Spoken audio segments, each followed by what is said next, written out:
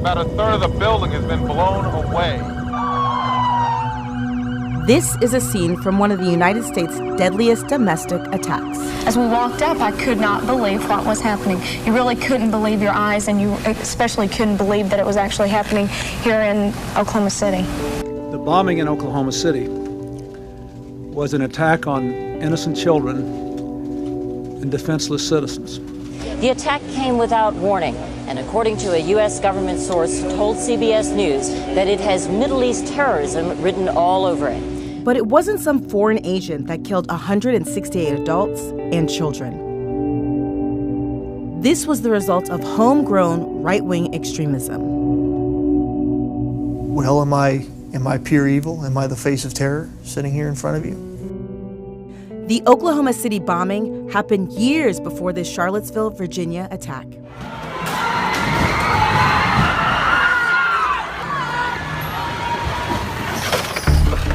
Both assaults are examples of the United States' long-running struggle with right-wing extremism and brutality.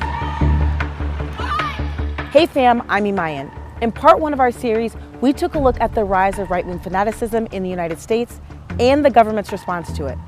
Today, I'm standing at a memorial dedicated to the victims of the Oklahoma City bombing to find out what this disaster can teach us about our future.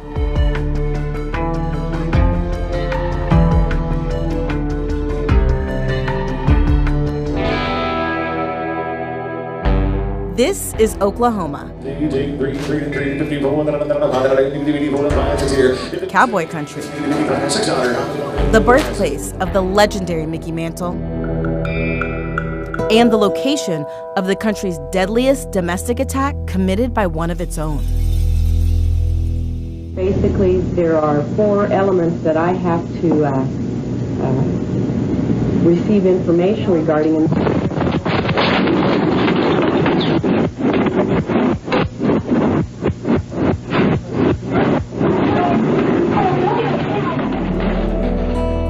It's been 24 years since a moving truck filled with explosives parked near a federal building in Oklahoma City, destroying it and devastating a nation. The explosion killed 168 people, including small children, and injured 500 more. The blast was catastrophic. Half of the 9-story federal building collapsed into the street, an estimated 900 people inside. This attack is one type of far-right extremism, which generally falls into 2 categories. Hate-based, like the neo-Nazis or white nationalists, as we discussed in part 1 of our series, and anti-government, like the men responsible for the Oklahoma City bombing. These are the names of the survivors of the attack that happened at 9:02 a.m. on April 19, 1995. Dennis Purefoy is one of those survivors, and we're on our way to meet him. So this is where I was sitting.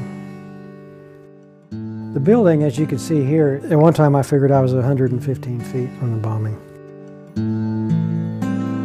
That's so close to you. Yeah.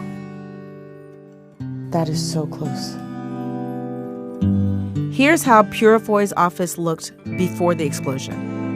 Look at the date on this photo. It was taken only a few weeks before the disaster. This is what Purefoy's office building looked like after a massive truck bomb blasted off the facade of a building with a daycare center, instantly killing 100 people and trapping dozens more beneath rubble. I saw a flash, and I don't know if it was a reflection on the computer screen of the actual explosion or if it was an electrical spark. Everything went totally dark and I was knocked out of my chair. That seemed to all happen at once. A ceiling tile fell on Purefoy, trapping him. A coworker helped him escape. He suffered no major injuries, and along with a few colleagues, got to a place where they could get help. In the immediate aftermath of the bombing, there were 2 searches. One for the missing. This is Elijah. Again, he's 2, and this is Aaron. He's 5. And one for the assailants. It was several days before I started even paying attention to who the supposed suspects were and that kind of thing. I was going to hospitals where coworkers were, and then after a few days started going to funerals. I have the obits, I think, for all of my coworkers in here. How hard was it to go to all of those funerals? Well, I was something I really wanted to do. I wanted to be at every one. One reason that it was hard is that there were sometimes multiple ones on the same day. The earliest news coverage quickly speculated so-called Middle Eastern terrorism. But the bombers weren't a group of brown people from far-off places. They were homegrown, far-right militants motivated by their hatred of the federal government.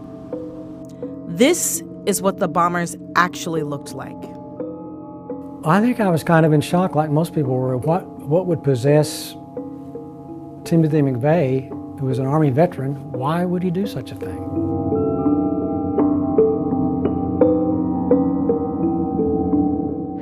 And this was during a period where the U.S. had seen several violent far-right acts. The bombing attack shares the same date as the Waco siege.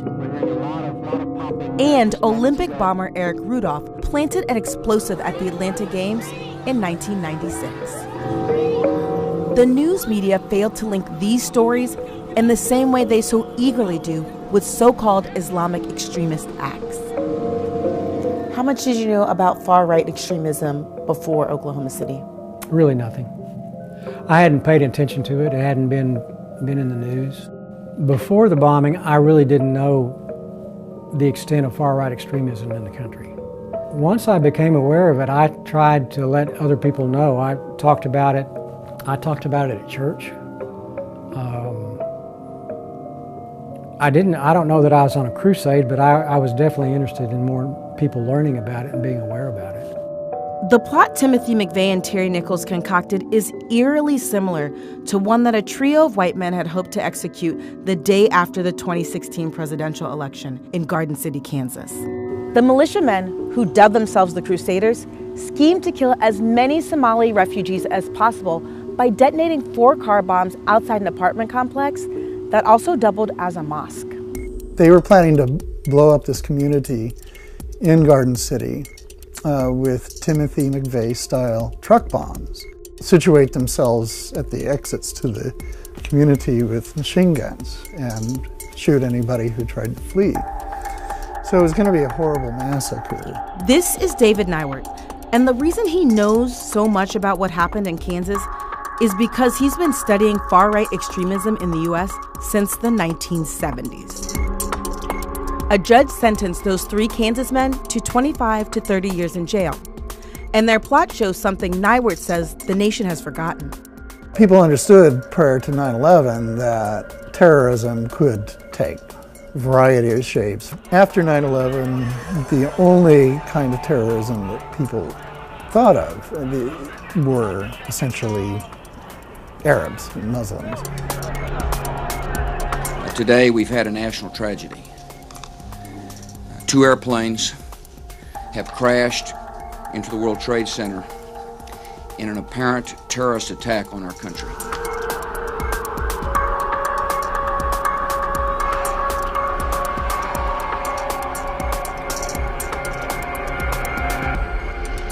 Bush's focus was on threats coming from overseas. His so-called war on terror didn't address far-right figures like McVeigh, Nichols, or Rudolph. But we're going to smoke them out. Our mission is to battle terrorism and to join with freedom-loving people. This is a long-term battle, war. And while President Bush literally said Islam is peace to make a distinction between religion and acts of terror, the country's focus on Iraq and Afghanistan meant that the far-right threat that so recently had its attention faded from its collective memory.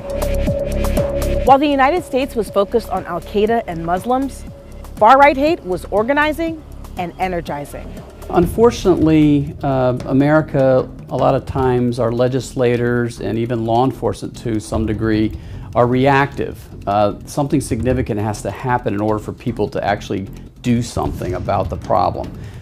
Former Department of Homeland Security analyst Daryl Johnson watched as far-right extremism became a bigger threat to the country, particularly after Donald Trump was elected. So typically during Democratic administrations, like Obama administration, Clinton administration, we see a rise of the far right. And then typically during Republican administration, we see just the opposite. But this time, in 2016, we had a Republican administration come into power, and the far right has continued to operate at a heightened level, which goes against all the trending that I've seen over the past 30 to 40 years. Johnson and Nyworth both believe the president's heated rhetoric has mainstreamed extremist messages.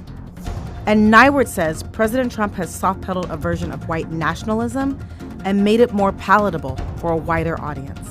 The people who were committing these crimes were either referencing Trump's name directly, like shouting Trump, Trump, Trump, as they beat people up or threaten people, or using his name to say, well, Trump's going to get you out of here. This problem didn't start with Donald Trump. He took advantage of it, but he definitely fueled it. And it's massively expanded because of his presidency. And yes, we will build the wall. We've already started planning. It will be built. Nyworth says there's a thread he's seen connect the philosophy of far-right extremism to its believers. The personality type that is drawn to these movements consistently is what we call right-wing authoritarians. Authoritarian personalities are basically people who want to be told what to do. People who want an authoritarian rule because they feel more safe and secure. This is the role that Trump plays. This isn't the first time that this has happened. The country's history is littered with examples of far-right extremism being overlooked, ignored, and sometimes even being turned into government policy. Think of all the violence associated with Jim Crow. How worried are you that people will forget Oklahoma City, that it'll fade from the memories? I think as time goes on, it will start fading from memory a little bit, but it's still, even to this day, it's the largest domestic terrorism as far as number of casualties in the United States. I hope that we remain, for many years to come, still the largest domestic terrorism incident in our history. We can't anymore just say it's not my business. I can't pay attention to all that. It is our business, and we have to pay attention to it. Right now, the nation is at a place where it's been before in confronting right-wing fanaticism.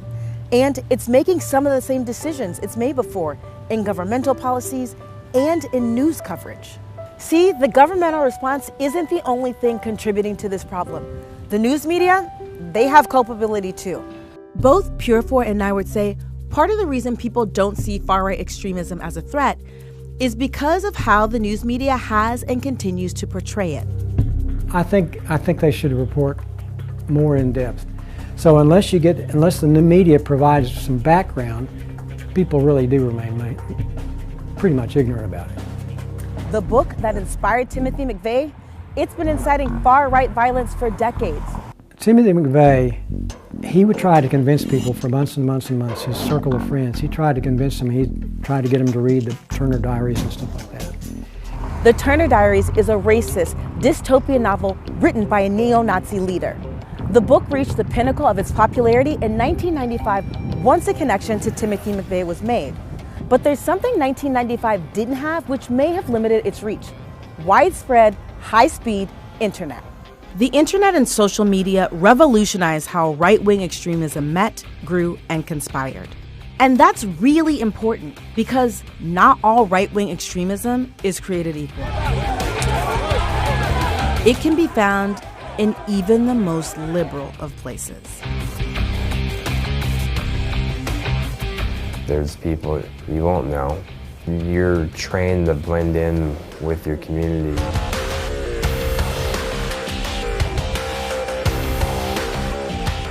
Hey fam, thanks so much for watching. Don't forget to like, share, and subscribe.